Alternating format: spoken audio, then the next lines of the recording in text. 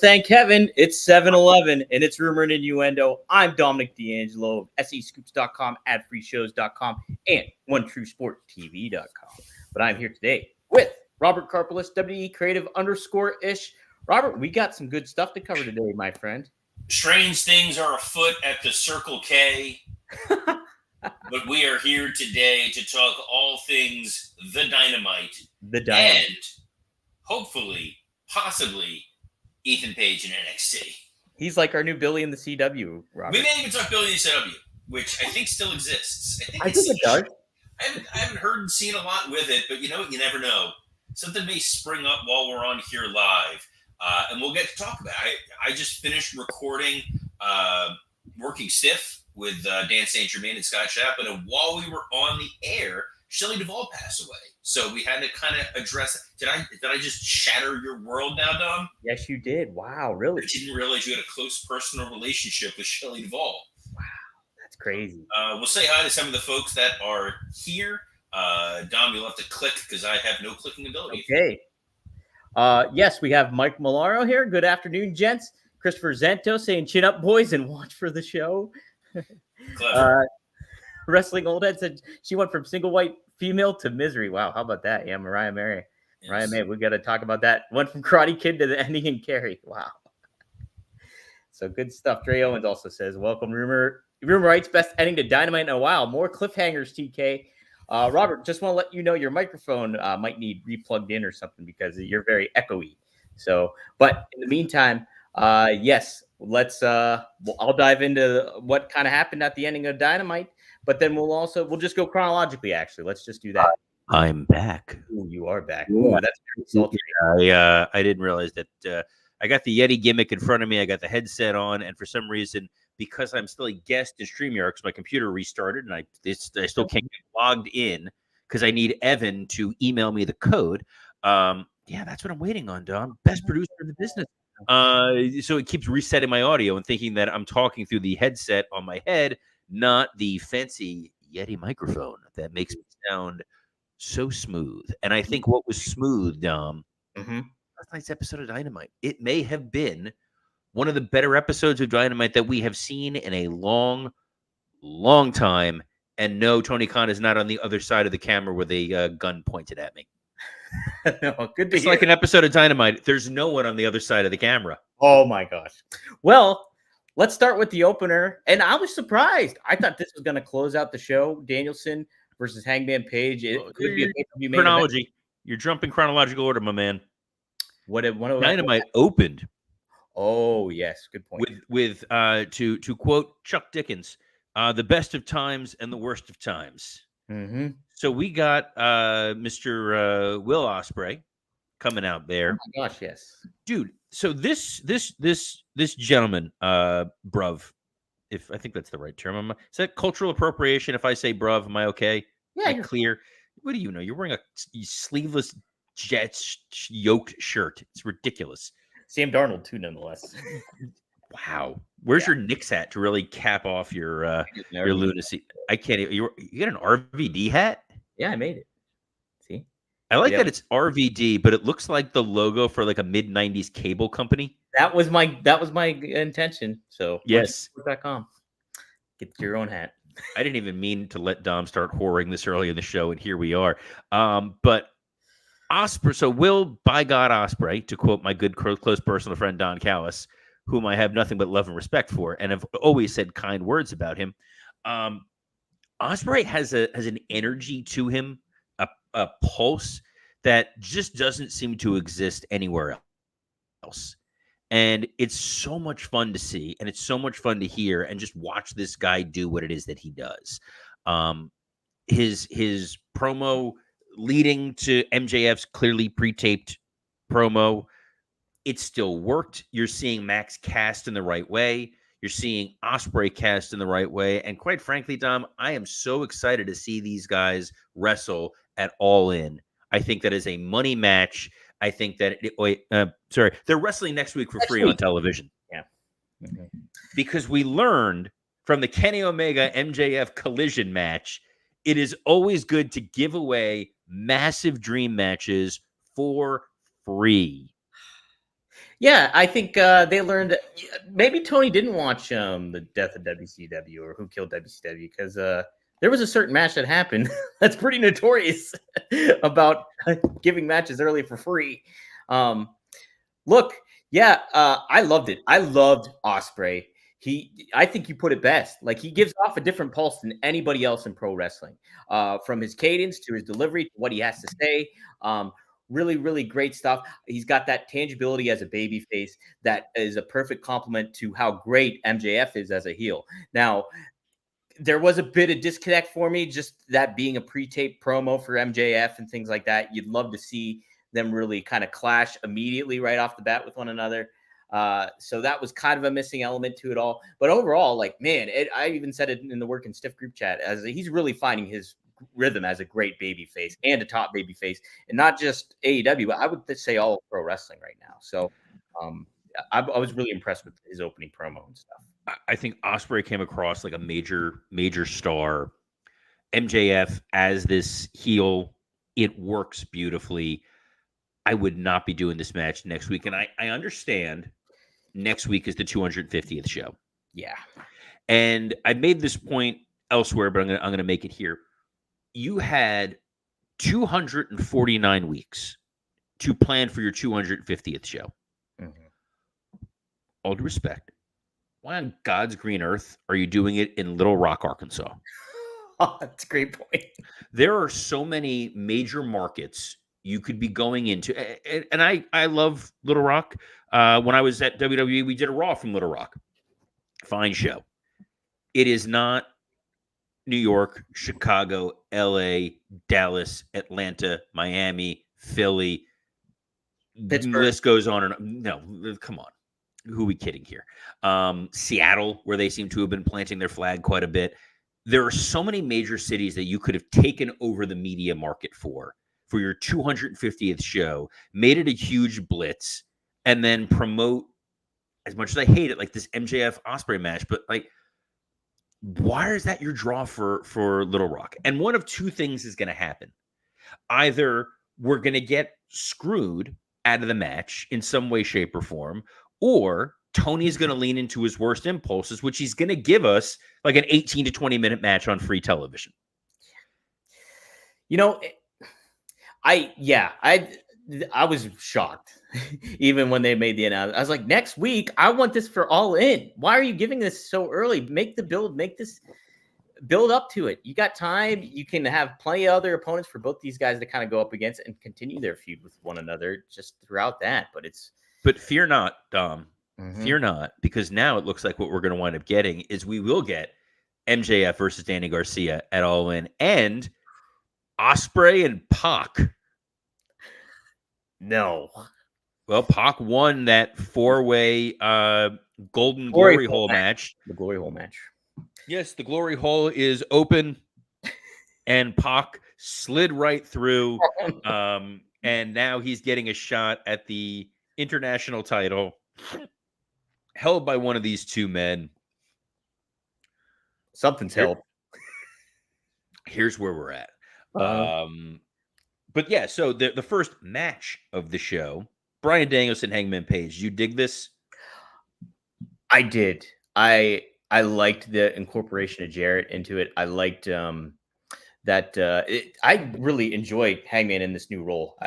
Despite the fact that what happened with Jarrett at the first week, I think he's really finding that good heel kind of persona. I don't know how the follow-up will be when it comes to him like realigning with the Elite, as it seems, but I like the body language, the aggressiveness, the ruthlessness that he's showing in the ring. And so I think it created some fun stakes. I will say, did you think the crowd was a little flat for this match for the first good bit of it? They were. I think, you're in Canada, so you never know entirely how that audience is going to react. Calgary, they're going to respect the wrestling. And I think part of that is they're going to sit and they're going to watch the wrestling of it. Mm-hmm. Jarrett being out there, I don't love Jarrett being involved in this situation. I get why he was there. I don't know that we necessarily needed him. And yeah, the finish, of Danielson now going up against Swerve and this leading to Hangman joining the Elite, I will compliment Tony. I will praise him tremendously. Your tournament led to storylines. That is what I have begged for these things to do. And it's like this match, we now get several different offshoots. We're going to see Danielson try to fulfill this prophecy of my last active year in wrestling. I want to win the title, despite every interview I have given that says I do not care about being champion and I don't want to be champion. Now we put on our pretend hats and it's like, guys, I was just kidding. All I've ever wanted, you blame it on the CTE and that was concussion Danielson talking. Now that my brain is less scrambled egg, I now realize I desperately want to win the AEW title. And Hangman is now angry and irate at Jarrett, and he's going to go align with the Elite.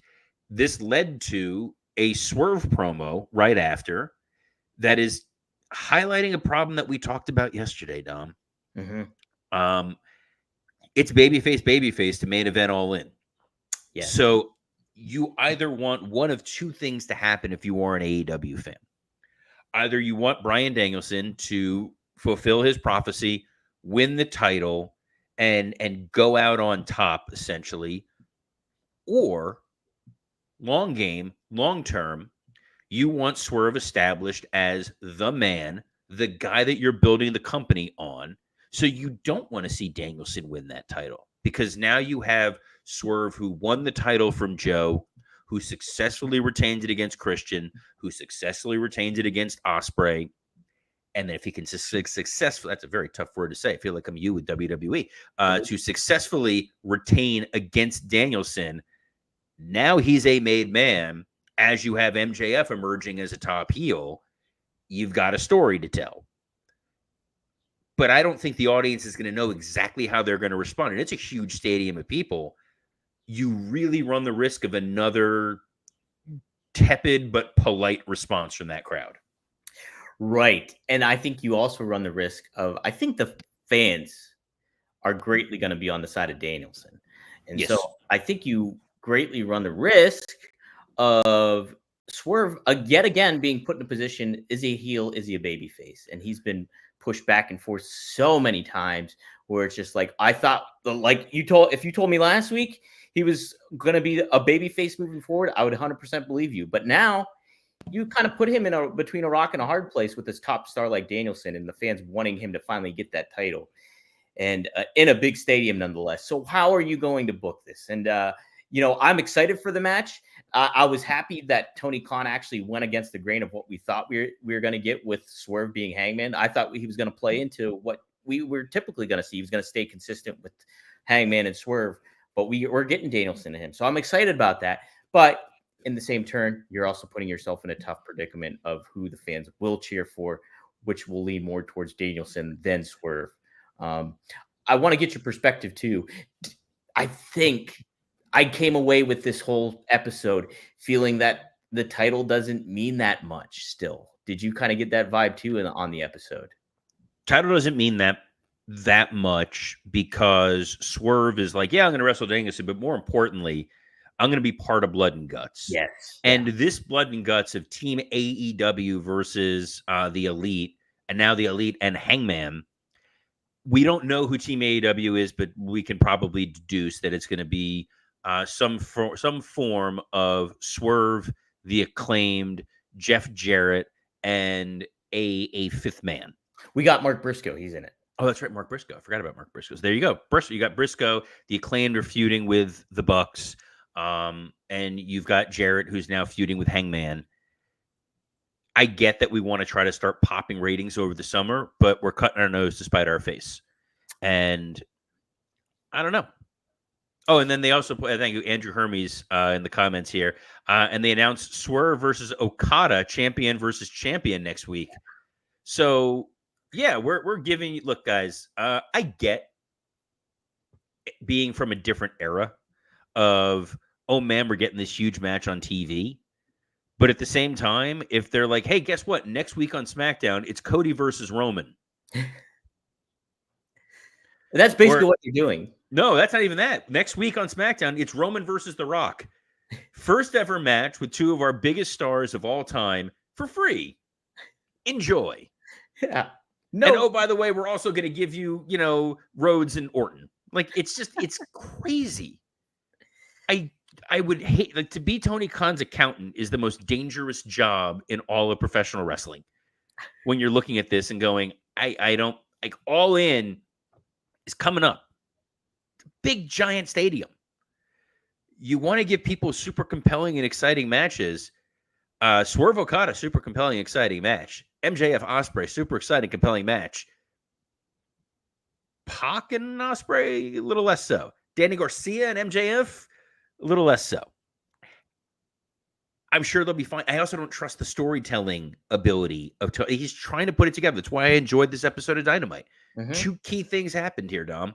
Number one, they told stories. Number two, it was almost entirely AEW talent. Yeah, there weren't outside people. They were focused on their people. There was a cutesy acclaimed music video, which was fine. And then there was a Stampede match. Yes. I want your perspective on this, Robert. You were kind of very cautiously optimistic because it's Samoa Joe and you can do a lot of schmoz with the street fight. Did this deliver for you, or was this kind of a missed shot by the learning tree? This did not feel special. And I think that's the biggest surprise. Like, it's Joe and Jericho. Yeah. Pretty big names. And it just kind of felt like a match. Mm-hmm. They were trying. Joe was trying the best he could. It didn't really connect with me in a great way. And then in the finish, Tony loves using vehicles and spectacles, but it's not really their forte. Like, that's the one thing. Like WWE, dislike WWE, I don't care. They can do the big spot stuff really, really well. And it was difficult seeing Joe laid out and Jericho trying to raise that forklift. Yeah. And it was clear at his age, raising the forklift was getting difficult. And guys, if you're having some trouble raising that forklift, can we talk to you about our friends at Blue Chew? This episode is sponsored by Blue Chew. If you want to be as hard as the summer day is long, then get yourself a Blue Chew and bring the summer heat. Blue Chew is a unique online service that delivers the same active ingredients as Viagra, Cialis, and Levitra, but at a fraction of a cost and in chewable form. The process is simple. Sign up at BlueChew.com, consult with one of their licensed medical providers, and once you're approved, you'll receive your prescription within days. Blue Chew tablets are made in the USA and prepared and shipped direct to your door. The best part? It's all done online. That means no visits to the doctor's office, no awkward conversations, and no waiting in line at the pharmacy. You can take them anytime, day or night, so you can plan ahead or be ready whenever an opportunity arises. And when you watch Jericho plow through that wall and thought, that should be me, Blue Chew wants to help you have better sex. Discover your options at BlueChew.com, and we've got a special deal for our listeners. Try Blue Chew free when you use our promo code RUMOR at checkout. Just pay $5 shipping. That's BlueChew.com, promo code RUMOR to receive your first month free. Visit BlueChew.com for more details and important safety information. And we thank Blue Chew for sponsoring this episode of Rumor and Innuendo. Yeah, thank you, Blue Chew. Yes, they gave a new copy. This is a different new copy than the other copy. We made it. We made it work. You know what? AEW made work a little bit. What? That main event? Yes. Mm-hmm. Very good stuff. Give me your thoughts, Robert. Mariah May and Willow Nightingale in the main event for the Women's Owen tournament. I don't know that I necessarily needed the Chris Statlander interference per se. I get why you're doing it. You're trying to tell that story, but you could have very easily just had a clean finish, which they still essentially did have. And then next week it's Stokely and Chris mocking Willow, and then boom, you're off to the races. The Mariah May turn on Toni Storm was vicious. Yes. The amount of blood. I'm not a squeamish guy when it comes to that stuff, but even I was watching. I was like, that's a lot of blood. It's impactful, and I love that. except maybe don't have Brian bleed earlier in the same show. Maybe not. Yeah. I get you can have blood, but it's like using blood strategically to have maximum impact is the best idea. Mm-hmm. But man, they were like, we know that people are going to assume Toni Storm is the heel and Mariah May is the face. No, sirree, Bob. We're going full bore.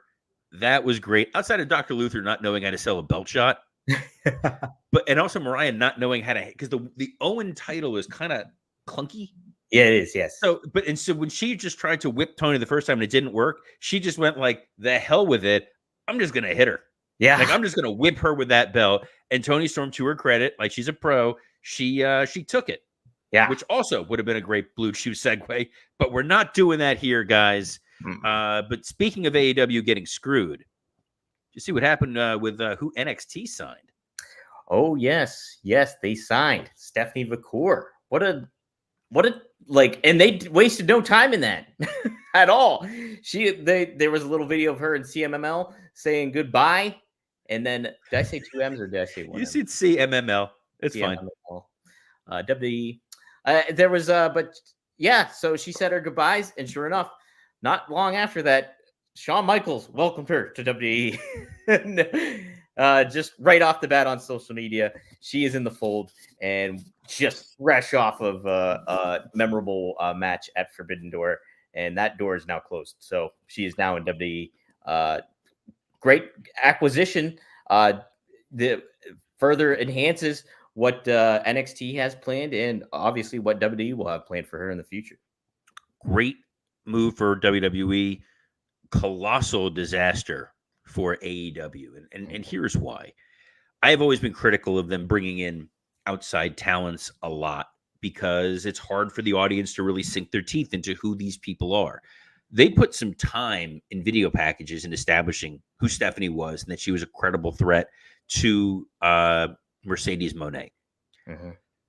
So the fact that you've now spotlighted this woman and she immediately walks across the street to your competition when you didn't have this locked up in some way, shape, or form is baffling. The idea should be, if you see one of the CMLL or CMML, as Dom calls them, or a AAA star, or a New Japan star, or a Stardom star that you're featuring on your programming, and you go, boy, I'd love to sign that person, you better lock them down. Yeah, it's kind of like if like NXT of late has been using the TNA stars. It would be like Joe Hendry, who main evented NXT this week, popped up on Dynamite in 2 weeks. Yeah. Like yeah. It take the simple time to make sure that you understand the lay of the land before you give somebody an opportunity. And speaking of NXT, Dom, we're here. We're here. It's finally happening. We are talking about it. Ethan Page, the NXT World Champion. So as if they haven't poked the bear enough by signing Stephanie, now you go ahead and put the world title on Ethan Page, who's sort of the poster child now for guys that were horribly squandered by AEW, who now have come across the fence. Right. And Ethan Page even hammered that point home a little bit when he was on Talking Shop with Gallows and Anderson. He mentioned, I went from friend of the show, Luke Gallows. Ooh, nice. Yeah, I'd never met him before. So he's been on he's been on Working Stiff before. I've known Gallows for years. He's a tremendous guy. Big fan of Luke. Oh, dude, he is funny dude. Even back when we had him, like we used him once as a fake Undertaker, and he was hilarious. Anyway, sorry. Ethan Page was on Talking Shop with Gallows and Anderson, and he said the following.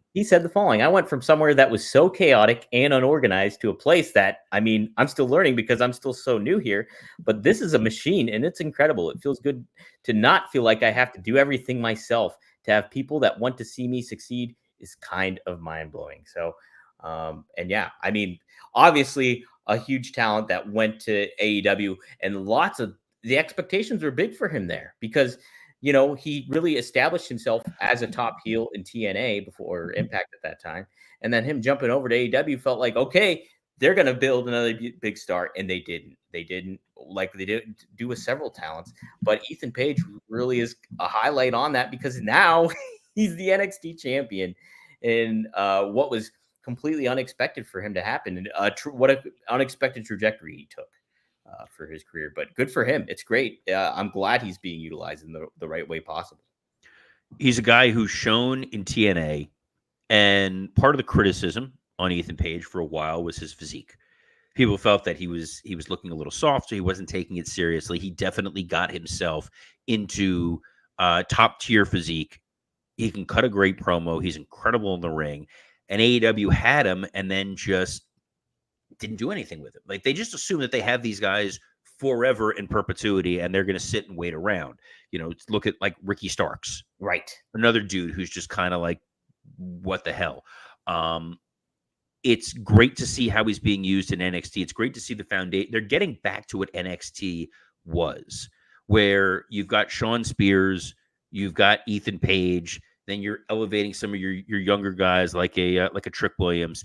It's reminiscent to what they did when they brought in Owens and Zayn, when they brought in Nakamura and Bobby Roode, when they brought in the Undisputed Era, and use all those guys to elevate young talent. It's a great proof of concept. I think if Ethan Page is motivated and wants to make these guys look great, he's going to excel. And they're about to transition to the CW. So having some familiar faces along with signing Stephanie Vaquer, and Dre Owens points out Stephanie Vaquer versus Roxanne Perez versus Julia possibility. The CW on network TV draws a large Latin audience. Mm-hmm. That was always a thing that back in my day with SmackDown, we would talk about that. So you would have Rey Mysterio and Eddie Guerrero, make sure they're focused heavily on there. So I think having Stephanie on the poster, the diversity that NXT has and the talent that they spotlight, and then it's just based on sheer talent. Like Obafemi, my God, that dude is insane. And then to bring back the Rascals. Yeah. Yep. Great use of those guys to utilize Joe Hendry, utilize the best of what TNA has to augment your show is really, really smart. It's kind of what Rob Van Dam does. He augments his show with the best producer in the business, Mr. Dominic D'Angelo. Dom, plug away. Yes. Tonight, 9:15 p.m. Eastern Standard Time, you can join me and Rob live on RVD. On RVD's YouTube or on OneTrueSportTV.com. We're going to go live, take fan questions. We always do. It really directs and leads where we go with the show.